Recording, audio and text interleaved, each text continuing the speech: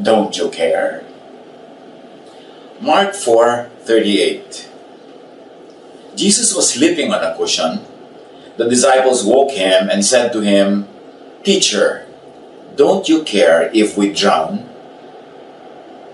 Yan ang napakadiretsong tanong nila sa Panginoon dahil may bagyo, malakas ang hangin, pumapasok na ang tubig sa kanilang sasakyang dagat, at si Jesus ay tulog na tulog. Kaya ginising nila, sabi nila, "Don't you care if we drown?" Yan ang tanong ng lahat ng taong nalalagay sa panganib, nagdududa kung alam ng Diyos ang nangyayari, at kuminsan nagdududa kung ang Diyos nga ba ay kakampi natin, kasama natin, naiintindihan ba niya yan, at siya ba ay talagang para sa ating kapakanan. Don't you care? Isang tanong na maaaring magpaulit-ulit paminsan-minsan sa buhay ng mga tao. Mark 4:35-41. Kinagabi ay sinabi ni Jesus sa mga alagad, "Tumawid kayo sa ibayo." Kaya iniwan nila ang mga tao at sumakay sila sa bangkang sinasakyan ni Jesus upang tumawid ng lawa. May iba pang mga bangkang nakisabay sa kanila. Habang naglalayag, inabot sila ng malakas na bagyo, kaya ang bangkang sinasakyan nila ay hinampas ng malalaking alon at ito'y halos mapuno ng tubig. Si Jesus ay natutulog noon sa may hulihan ng bangka, nakahilig sa isang unan. Ginising siya ng mga alagad at sinabi, "Guro, baliwala ba sa inyo kung mapahamak kami? Don't you care if we drown?" Bumangon si Jesus at sinaway ang hangin, "Tigil!" At sinabi sa lawa, "Tumahimik ka." Tumigil nga ang hangin at tumahimik ang lawa. Pagkatapos sinabi niya sa mga alagad, "Bakit kayo natatakot? Hanggang ngayon ba'y wala pa rin kayong pananampalataya?" Natakot sila ng labis at namangha. Sabi nila sa isa't isa, "Anong klaseng tao ito? Pati hangin at lawa ay sumusunod sa kanya." At nawa pagpalain tayo ng Panginoon ng maraming karunungan upang maarok natin ang lalim ng mga salita at maliwanagan tayo sa leksyon ito para sa ating buhay. Isa-isahin natin, balik-balikan. Mark 4:35. That day when evening came, he said to his disciples, "Let us go over to the other side." Malinaw ang sinabi ni Jesus. Us, let us go. Hindi kayo lang, hindi ako lang, magkakasama tayo. We're all in this together. Tulad ng imbitasyon niya sa atin sa pagtalakay sa ating buhay, sa sunod sa kanyang mga utos, sa pagdaan natin sa buhay na ito, kasama niya tayo at kasama tayo ng Espiritu ng Panginoon. Us, hindi siya lang, hindi yung mga disciples lang magkakasama. At saan sila pupunta? Nilinaw ni Jesus, to the other side. So, ibig sabihin, natatapos yung journey na yon ng safe kasi makakarating sila sa other side. Hindi naman sinabi ni Jesus na let's go to the bottom of the lake. Or kayo pupunta sa bottom, ako to the other side. Sabi niya, let us go, we will go to the other side of the lake. So, ibig sabihin, mabubuo ang biyahe.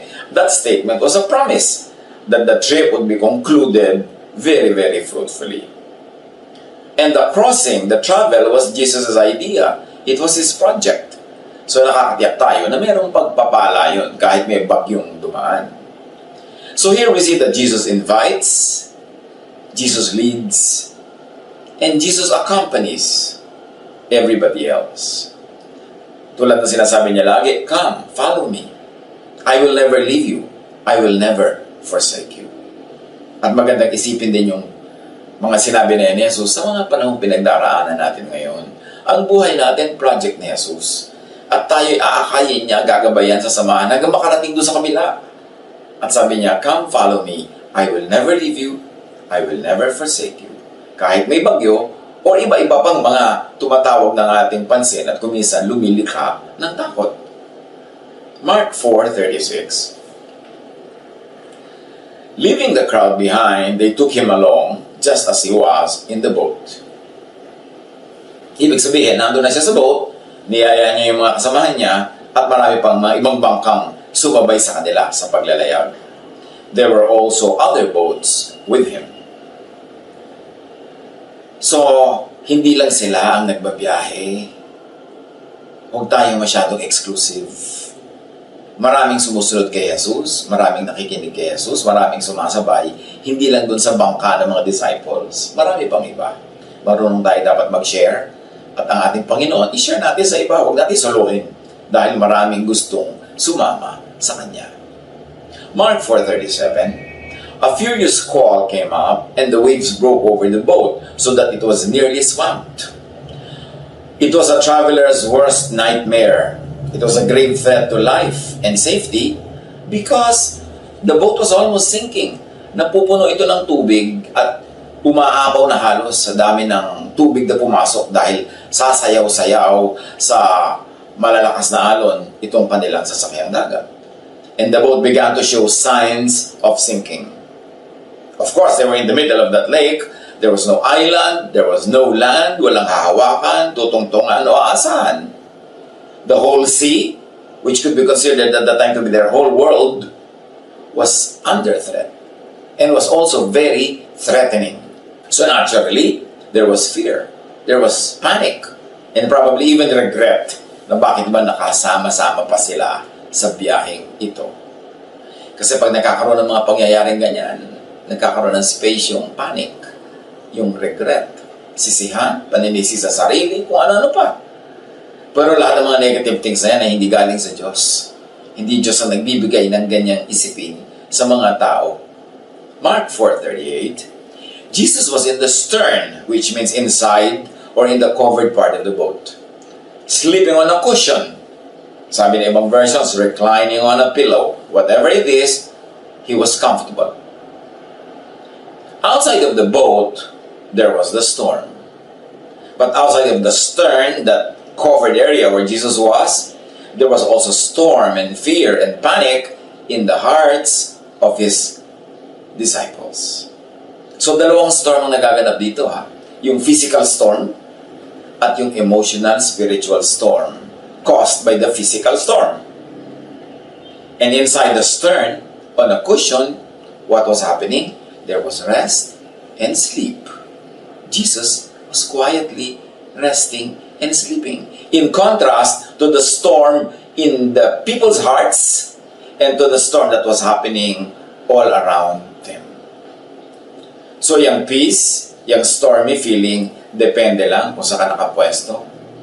Kung nandun ka sa stern kasama ni Jesus, tahimik ka. Nandun ka sa labas at ang tinitingnan mo yung mga galaw ng hangin, ng alon, ng bangka, magkakaroon ka talaga ng dalawang storm, physical and emotional storm, which is probably what's happening in many people's hearts right now. Na merong mga issues and challenges sa labas, pero meron ding issue sa loob, sa puso. Ito ay tinitirhan ng takot, tinitirhan ng sari-saring mga negative thoughts and feelings. Noon, ngayon, pare-pareho lang. Sabi nga ni Solomon, there is nothing new under the sun. Jesus invited them to travel and to cross the lake with him. They joined. Pero apparently, physical lang ang pagsali nila. Spiritually and emotionally, nasa labas sila ng stern. Nandun sila sa stormy area. Kaya madali silang makalog, madali silang matakot, madali silang maligalig. So the disciples woke him and said to him, "Teacher, don't you care if we drown?" This is a normal, usual feeling, question, reaction. Diyos ko, alam niyo po ba ang nangyayari sa amin? Mahal niyo po ba kami? Bakit ito pinapayagan? Hahayaan niyo ba kaming mapahamak? So ginising si Jesus. Imbes tumabi sana sila, nakitulog. Kasi kung si Jesus ay rested, why stress yourself? Dapat kinuha nila kay Jesus yung cue. If Jesus is rested and relaxed, then they have all the reasons to rest and relax. In spite of the physical reasons outside the boat to be stressed and to be afraid. Kung pinili nila na kay Jesus tumingin, tumabi, sumiksik, tahimik sana sila. Pero ang pinili nila ay magpadala sila sa ihip ng hangin, magpadala sila doon sa pagsiklot-siklot ng alon sa kanilang bangka, kaya ang naging bunga sa kanilang buhay, takot. Even now, God is resting. God is rested. Tapos na kasi ang paggawa niya. Tapos na ang creation. Sabi sa Genesis 2:2, by the seventh day, God had finished the work He had been doing. So on the seventh day, and onwards, we should say, He rested from all His work. Even now, God is at rest. Tapos na kasi ang paggawa. Lahat ng ginawa ng Panginoong Diyos, the laws of nature, causes and effects, lahat ng mga formula, chemical formula, lahat ng physical formula, nagawa na yan, nandiyan na. Hinihintay na lang na madiskubre ng tao, malaman, so we can take advantage and we can benefit from all the laws of nature that God had already set. Kaya yung mga nakakaalam yan, biglang nagiging discoverers. Tinatawag pa daw nila inventor. Wala naman nakaka-invent, Diyos lang talaga nag-invent. But when you discover the laws of nature, you are able to recreate from God's creation. Kaya marami kang nagagawang tinatawag na invention. Naset na ng Diyos ang lahat ng natural laws and sciences. Naset na ng Diyos ang lahat ng causes and effects. Tandaan natin mga kapatid, pag may effect, may cause. Tulad niyan, meron tayong health challenge. Yun ang effect. May cause yan. At kung ayaw ng tao ng effect, baguhin niya yung cause. Kung ayaw natin yung kinasadlakanan sa katauhan ngayon, dapat pag-aralan natin yung all the natural laws involved kung paano nagkaroon ng cause and effect, at kung gusto natin palitan yung effect, palitan yung cause. Kaya napakahalaga ng pag-aaral. Napakahalaga nung ikaw ay maging scientific sa pag-iisip at hindi yung magpadaig ka sa mga dark, medieval, superstitious thoughts. Kasi ang karunungan ay galing sa Diyos at dapat nating malaman yan. Mag-aral, manuri. Alamin ang lahat ng natural laws and sciences na likha ng Diyos at i-apply yun ngayon sa effect nating nararanasan, palitan yung cause using godly knowledge, using scientific knowledge, para mapalitan yung effect na ayaw natin. Lahat, set on automatic na. Tapos ang pag-create ng Diyos. Huwag mo na siyang pagurin pa uli, patayuin mula sa kanyang pahinga at iparecreate mo ang will dahil nagawa na niya yun. So do not stress yourself asking God to change effects. Use science. Change effects by changing causes. Set na yan. Tapos na ang paggawa ng Diyos. So study nature through the lenses of God-created natural law. And study nature through the lenses of science. Apply knowledge to engineer natural phenomena. Apply knowledge to manage causes and effects. Tulad ng sinabi natin, pag may undesirable effect, mayroon lang kasing undesirable cause. Yun ang pagtuunan ng pansin. Mark 4:39, sa pagpapatuloy ng kwento. So, ginising siya. Sabi ng mga disciples, don't you care if we drown? So, he got up, rebuked the wind, and said to the waves, quiet, be still. Then the wind died down, and it was completely calm. Tumahimik, pumayapa. Pansinin natin kung anong ginawa ni Jesus nung may bagyo, nalagay sa panganib ang buhay ng mga disciples, or at least sa tingin nila, ginising siya, sabi niya, don't you care? Pagbangon niya, Jesus listened to the plea. Pinakinggan niya. Jesus rebuked the wind and the waves, not the disciples. Hindi inusig ni Jesus sa mga tao. Hindi isinisi ni Jesus sa mga tao ang bagyo. Hindi sinabi ni Jesus na may bagyo kasi galit sa inyo ang Diyos Ama. Hindi tumawag si Jesus ng repentance rally para tumigil ang bagyo. Hindi naman niya sinabi kaya may bagyo kasi makasalanan kayo kasi galit sa inyo ang Diyos. Hindi dinagdagan ni Jesus ng guilt and more fear ang nerbiyos ng mga tao. Kasi hindi naman nagpapagyo ang Diyos para magpapansin, para magpaalala ng kasalanan, at para magparusa. Talaga lang may bagyo, may cause and effect. At pag tinignan natin yung geography ng Sea of Galilee, merong maraming mga warm winds na naiipon dyan sa gitna ng lake na yan kasi yan ay parang nakukwintasan ng mga kabundukan. So, warm air gathers on the surface of the lake. Pero pagka mayroong mga bagong hangin na dumarating galing sa Mediterranean Sea, that warm air is pushed up.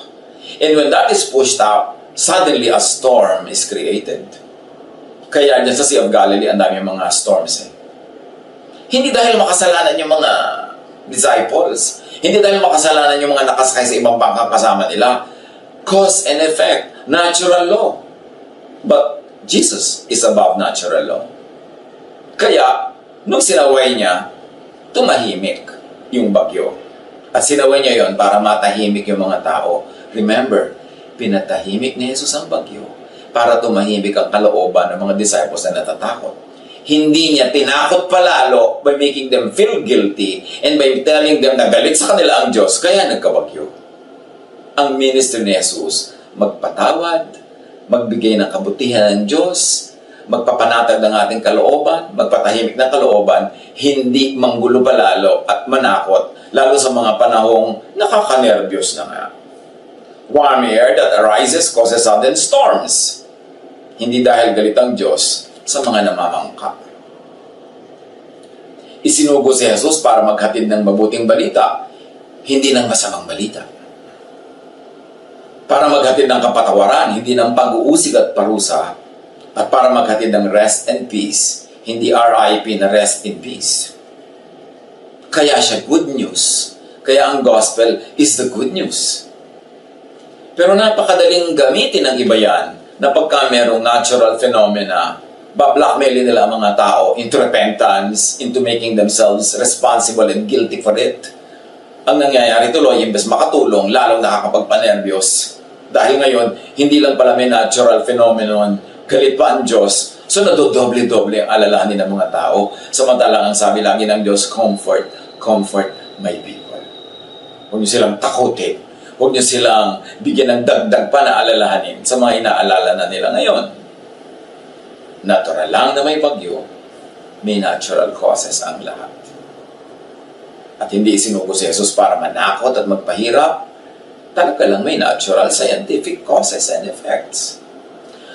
Pero siyempre naman, talaga may mga pagkakasala ang tao, may mga pagkakamali, may mga pagkukulang na dapat ay personally nilang pag-isipan at ayusin, pero ang ipinakilala ni Jesus na Ama ay mabuti, mabait, at mapag-aruga. Hindi magagalitin, hindi mapaghiganti, hindi mapag-alboroto, hindi nagpapadala ng bagyo para lang magpapansin, hindi nagpapadala ng dilubyo para lang magdasal ang mga tao sa Kanya. Anong klaseng image ng Diyos ang ating ipapakita, ilalarawan kung ganung uri ng Diyos ang ipapakilala natin? Na nagkasakit ka kasi galit sa'yo ang Diyos, so magsisi ka para ka gumaling.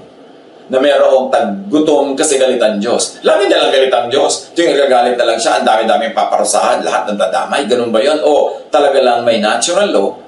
At para makinabang tayo doon, alamin mo how natural law operates and do what is natural, what is scientific and clinical para ma-solve ang challenge. Mahilig ang mga Pharisees and teachers of the law na mag-misrepresent sa Diyos bilang magagalitin at mapagiganti, bilang mapag-usig at malupit. Mahilig ang mga Pharisees na magpagilty at manakot. Kaya isinugo si Jesus to present and represent God correctly. John 1:14-18. The Word became a man and lived among us. We saw His divine greatness, the greatness that belongs to the only Son of the Father. The Word was full of grace and truth. And from Him we all received one blessing after another. No one has ever seen God. The only Son is the one who has shown us what God is like. At yun ay pinakita ni Jesus nung siya bumangon at pinatahimik niya ang bagyo. He was showing us what God is like. Nakikinig siya sa concern ng kanyang mga anak, valid or not valid, reasonable or not reasonable, na ang gusto ng Panginoong Ama natin, through Jesus, ay bigyan tayo ng kapayapaan, katahimikan, at katiwasayan. Hindi para tayo takutin ng takutin at i-blackmail into repentance na hindi mo naman alam kung anong kasalanan ba ang ginawa mo kung bakit nagkabagyo. Anong kasalanan na ba ang ginawa mo kung bakit nagkaroon ng giyera, kung bakit nagkaroon ng mga tagutom? Naturally, meron talaga tayong mga pagkukulang na dapat ituwid. Pero hindi naman yung Diyos na, ay, may pagkukulang yung mga tao na ito, therefore paparusahan ko ang buong mundo. Ito ang maling pagpapakilala sa Diyos. Kaya pinadala si Jesus para ipakilala ang Diyos sa tamang paraan. Hindi tayo dapat laging natatakot sa Diyos. Ama natin siya, mahal niya tayo. Dapat tayong lumalapit at nakita nyo, lumapit yung mga natatakot. Tinanggal ang kanilang takot. Mark 4:40. He said to his disciples, "Why are you so afraid? Do you still have no faith?" Na pwede rin natin sabihin sa ating sarili, sa isa't isa, na may Diyos. Alam niya ang nangyayari. Okay, hilingin natin. Ay, natatakot kami sa bagyo. Ayaw na namin ng bagyo. Hilingin natin. And then hintayin natin kung ano ang gagawin ni Jesus. Just a question, a reminder to exercise faith that leads to peace of mind. Yun ang sinabi ni Jesus, why are you so afraid? Mark 4:41. They were terrified and asked each other, "Who is this? Even the wind and the waves obey him." Kita nyo, mahilig talaga matakot ang tao at takutin ang sarili at isa't isa. Sinabi na nga ni Jesus, why are you afraid? Tapos pinatahimik na yung bagyo. Ang effect pa rin sa kanila, natakot na naman sila ngayon. And this time kay Jesus, sino siya? Bakit kahit bagyo, kaya niyang payapain? Yes, any wind and wave, obey Jesus. Yun dapat ang lesson na tandaan natin. Any and all causes of disease, follow Jesus. Pero huwag daanin sa superstitious rituals. Huwag daanin sa over-spiritualized methods. Hindi ba pwedeng science muna? Hindi ba pwedeng laboratory muna? Hindi ba pwedeng medicine muna? Hindi ba pwedeng natural law muna bago natin sisihin ang humanidad, bago natin pagiltihin, bago natin paratangan at usigin? Daanin sa God-designed natural law. Daanin sa science. Science could be God's contemporary prophet. So anong pwedeng gawin kung gagawin natin a clinical, a biological, a scientific approach, which is God-designed kasi part na ng law of nature na natapos na niyang gawin after the 6th day. Be clinically hygienic, mga kapatid. Huwag kang pray ng pray na paalisin ng Diyos ang sakit, pero sa laula tayo, marumi tayo, kailangan be clinically hygienic. Be physically strong, be infection resistant. Para yung mga lilipad-lipad na mga mikrobyo dyan, pag dumating sa iyo, talsik kasi malakas ang iyong katawan. Be as immune as possible, with good sleep, with rest, as much as our life and lifestyle will allow. And be as much as possible, be well-nourished, and help other people to be well-nourished as well. Observe physical distancing. At para i-protect natin ang ating emotional and mental health, observe news distancing. Hindi na naman nakakabuti sa atin na alamin pa yung kahuli-huli ang bilang ng mga nagkakasakit. Na-stress lang tayo noon. Ang mahalaga lang, alam mo yung general things that are happening, the general rules that you should observe to keep yourself safe and the people around you. Then, huwag mo na pakinggan lahat yung mga distressing details. Kasi pag natatakot ka, nilenervyos ka, bumababa ang iyong immune system, lalo kang posible ngayon nadapuan ng mga kung ano-ano mga sakit dyan. So protect your mental health and protect your physical health. Follow scientific, clinical protocols. Protect, preserve, and nurture nature. Kasi lahat ng mga imbalances na nangyayari sa ating paligid ngayon, sa sobrang pagkalbo ng mga gubat, pagdudumi natin ng mga ilog at mga dagat at ng hangin, nakikreate yung atmosphere where this kind of diseases can spread very, very easily. Yung mga sobrang siksika ng mga cities, madali tuloy na magkahawa-hawahan. Yung disparity in the distribution of the wealth of the planet, kaya napakaraming sobrang mga mahihirap, ang dali-dali tuloy dapuan ng sakit.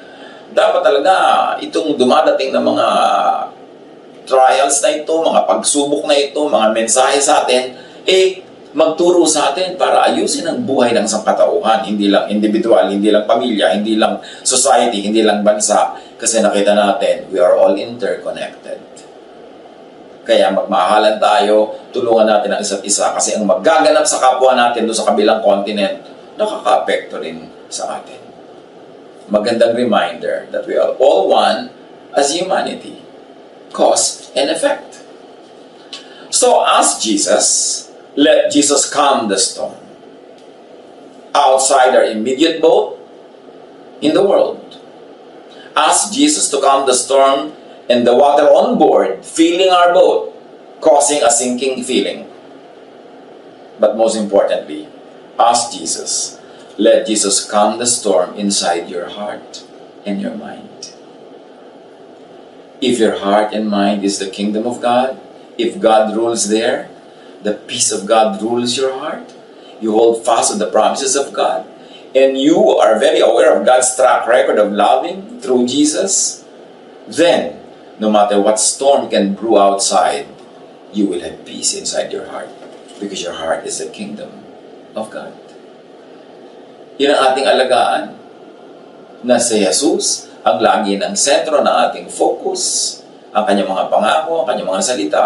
Hindi doon tayo nakatitig sa bawat galaw ng alon, sa bawat galaw ng tubig na tinatangay ng hangin, hindi sa bawat ihip ng hangin, kundi kay Jesus na nandun sa loob ng stern, nasa kutsyon, nagpapahinga, natutulog. Hindi lang yun dahil siya antukin o siya pagod. Pinapakita niya sa atin how to deal with the storms in our life.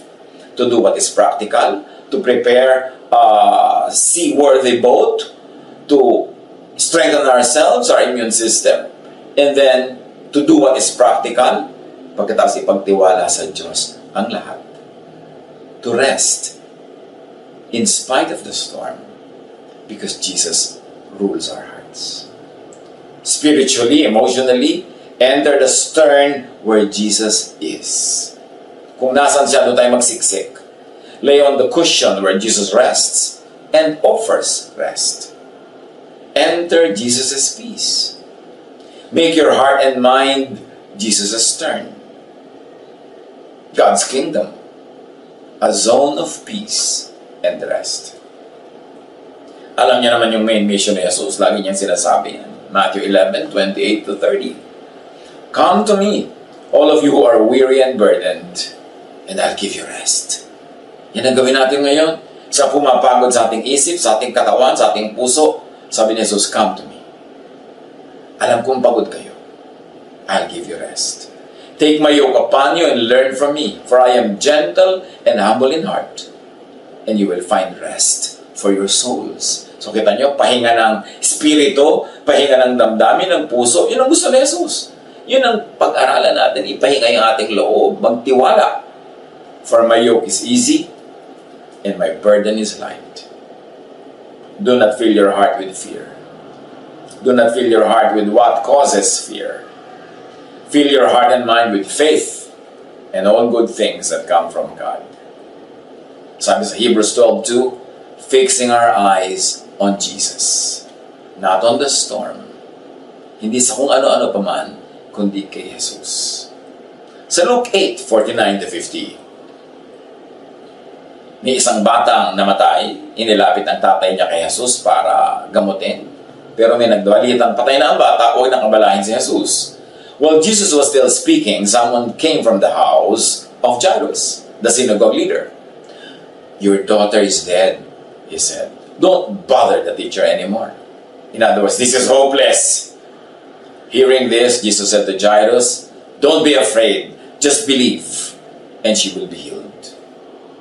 He, she, they, you, I, we, the earth will be healed.